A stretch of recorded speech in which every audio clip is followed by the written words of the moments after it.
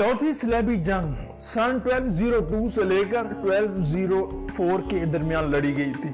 इस चौथी जंग की लीडिंग सलेबियों की तरफ से जर्मनी कर रहा था। ये जंग जर्मनी के बादशाह हेनरी शेषम के आलम के नीचे लड़ी गई। इस जंग में यूरोप के नामवर कमांडर अपनी आर्मी के साथ शरीक थे और उनका मकसद सिर्फ एक ही था कि बैतुल मक़दस के ऊपर कब्जा किया जाए।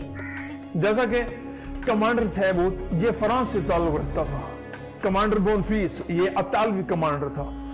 इनके अलावा कमांडर मार्जन, कमांडर लैम्बर्ली और कमांडर सोसांत शरीक थे।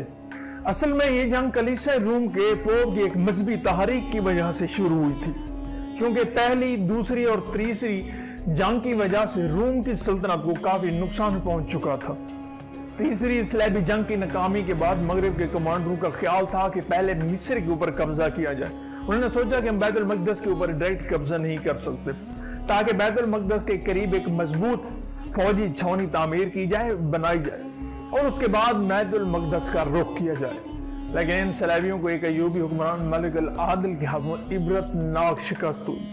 पहला तो ये कि सलेबी ये जंग हार गए थे। दूसरा ये कि उनका एक मशहूर शहर था जाफा का शहर इज़राइल में, वो भी मुसलमानों के कब्जे में आ गया। इस जंग में ईसाइयों के अंदर फूट पड़ गई, वो आपस में लड़ पड़े, जो एक दूसरे के साथ ही लड़ पड़े और जाकर कुस्तुनतुनिया पर हमला कर दिया। दोस्तों, कुस्तुनतुनिया ये ईसाइयों के अंडर था उस वक्त। यहाँ पर ऑर्थोडॉक्स और कैथोलिक आपस में लड़ पड़े थे। कैथोलिक रोम के कलीसिया और फ्रांस के ईसाई हैं और ऑर्थोडॉक्स ये ईसाइयों का एक फिरका है और ये कट्टर ईसाई है। इस जंग के मुख्तलिफ हकीकी मकासद थे। पहला ये कि मिस्र पर कब्जा करना था ताकि बैतुल मक़दस पर कब्जा किया जा सके, जो इतना आसान काम नहीं था, लेकिन ईसाई समझ रहे थे क्योंकि फातमी सुल्तनत को ज़वाल आ चुका था तो फ़लस्तीन को फतह करना आसान हो जाएगा।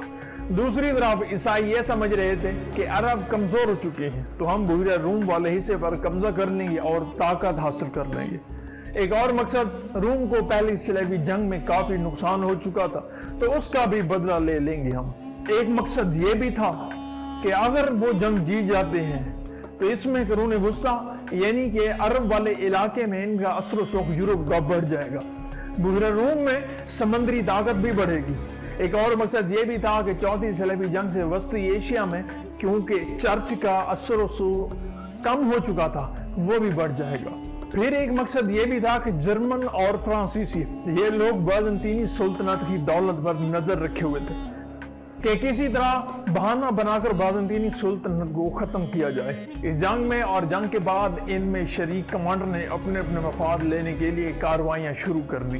दोस्तों, कुस्तुनतुनिया पर हमले की क्या वजह बनी थी? शुरू में हर ईसाई शहर पर हर एक पादरी हुकूमत करता था, यानी एक शहर पर एक पादरी, और दूसरी तरफ रियासत नसरानियत का सबसे बड़ा हाकिम पोप होता था। याद रखें कि ईसाइयत और नसरानियत दोनों, ईसाइयत यानी कि मसीह मजहब है। दोस्तों, नसरानियत के पोप को तमाम मजहबी अमूर में दखल अंदाजी का पूरा हक होता था। फिर पोप ईसाइयों के ऊपर भी अपना इख्तियार रखता था। इस चीज से ईसाई शहर वाले लोग परेशान थे तो कुस्तुनतुनिया वाले लोग ईसाई थे।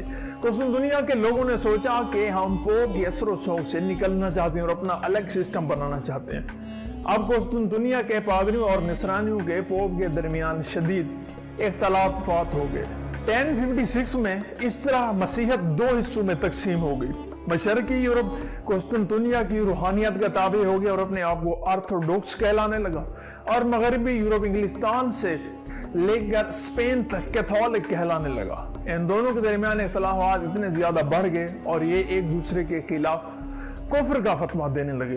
यूरोप में मसीह मजहब कैथोलिक का असर बढ़ गया कि जर्मनी और फ्रांस के इससे ज्यादा बादशाह और सियासी लीडरों पर पोप के जरिए कुफ्र का फतवा सादर कर दिया गया और हाकिमों को माजूल कर दिया गया। इस तरह मामला मजीद खराब होने लगे।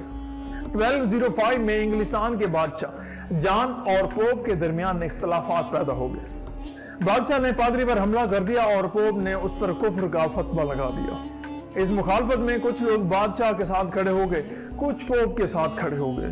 क्योंकि बादशाह ने पोप के हुक्म अदूली की थी तो इस पर जंग हो गई। तब इस मामले पर 5 मिलियन लोगों को सूली पर चढ़ा दिया गया। उस वक्त कुछ को गढ़ों में बंद कर दिया गया کچھ کو زندہ جلا دیا گیا اور کچھ کو دو دو ٹکڑے کر دیا گیا، لوگوں پر ظلم کے پہاڑ توڑ دیے گئے۔ وہاں بادشاہ پوپ یعنی کہ کیتھولک سے تعلق رکھتا تھا، اب پوپ کے ساتھ دشمنی ہو گئی تو وہ آرتھوڈاکس کی طرفداری کرتا تھا۔ وہ پوپ کے ماننے والے لوگ آرتھوڈاکس یعنی کہ مشرقی یورپ اور قسطنطنیہ کے بھی خلاف ہو گئے۔ جب یہ لوگ جنگ ہار چکے تھے وہ سمجھتے تھے کہ یہ جنگ ہم مشرقی یورپ یعنی کہ قسطنطنیہ کے لوگوں کی وجہ سے ہارے ہیں، کیونکہ ان لوگوں نے مسلمانوں کے خلاف ہماری مدد نہیں کی۔ یہاں سے جانے کے بعد قسطنطنیہ اور حملے کے بعد یہ سیدھا مصر پر حملے کے لیے چلے گئے۔ مصر میں جا کر انہوں نے اپنی ایک چھاؤنی تعمیر کی، ایک زبردست چھاؤنی تعمیر کی جہاں پر ان کی فوج نے پڑاؤ ڈال دیا۔ کافی دن یہ فوجی اپنی ادھر مشقیں کرتے رہے مصر کے صحراؤں میں، لیکن ان کے لیے بیت المقدس کے اوپر حملہ کرنا کافی ہی مشکل تھا۔ دوستوں دوسری طرف ایوبی سلطنت کا حکمران بادشاہ ملک العادل بیتاب تھا ان لوگوں کے لیے جنگ کے لیے، کیونکہ اس کے آباء و اجداد نے پیچھے ان کو کافی جنگیں ہرا دی تھی اور بیت المقدس پر مسلمانوں کا قبضہ باقی تھا۔ عیسائی یہ سمجھ رہے تھے کہ ہم آسانی سے اس سلطنت پر قبضہ کر لیں گے اور ملک العادل کو ہرا دیں گے، اور ملک العادل یہ سمجھ رہا تھا کیونکہ میرے فورتھ فادر میرے آباء و اجداد ان کو ہراتے آئے ہیں تو میں بھی ان کو ہرا دوں گا۔ دوستو اس طرح ایک دن انہوں نے مصر سے کوچ کیا اور بیت المقدس کی طرف فوجیں اپنی لے کر روانہ ہو گئے۔ آگے اس وقت بیت المقدس کے اوپر کیونکہ ایوبی سلطنت کا قبضہ تھا مسلمانوں کا، تو ان کی فوجیں پہلے ہی ان کے انتظار میں تھی دریا کے کنارے۔ جیسے ہی ان کی فوجیں دریا کو چھوڑ کر یافا کا شہر سے آگے بڑھی، کیونکہ یافا پر عیسائیوں کا قبضہ تھا تو انہوں نے بھی ان کی مدد کی۔ اس شہر سے آگے ملک العادل کی فوج کھڑی تھی، اس فوج نے اس کے اوپر حملہ کر دیا اور لاکھوں لوگوں کو موت کے گھاٹ اتار دیا۔ ان میں سے چند لوگ تھے جو آگے بڑھنا چاہتے تھے ان کمانڈروں میں، اور چند کمانڈر تھے جو پیچھے ہٹ گئے اپنی فتح مرتی ہوئی دیکھ کر۔ دوستو اسی کشمکش میں فوج کے اوپر پیچھے سے مسلمانوں نے حملہ کر دیا اور اس کے کافی کمانڈر اپنی جان سے ہاتھ دھو بیٹھے۔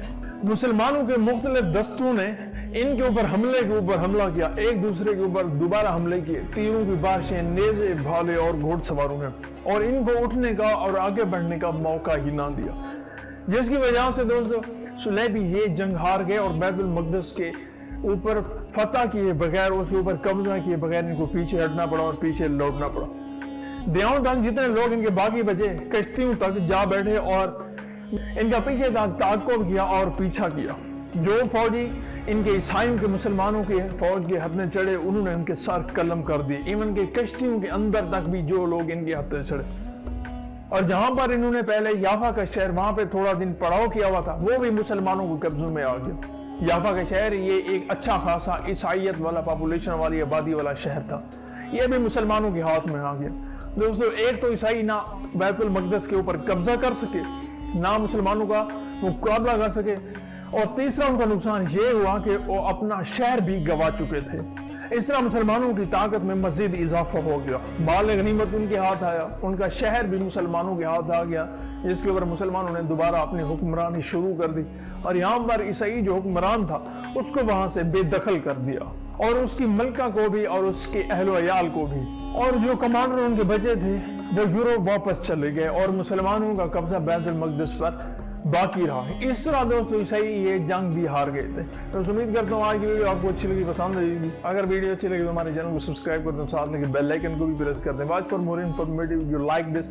ملتے ہیں ایک نئی ویڈیو میں، تب تک کے لیے اجازت دیجیے، اللہ حافظ۔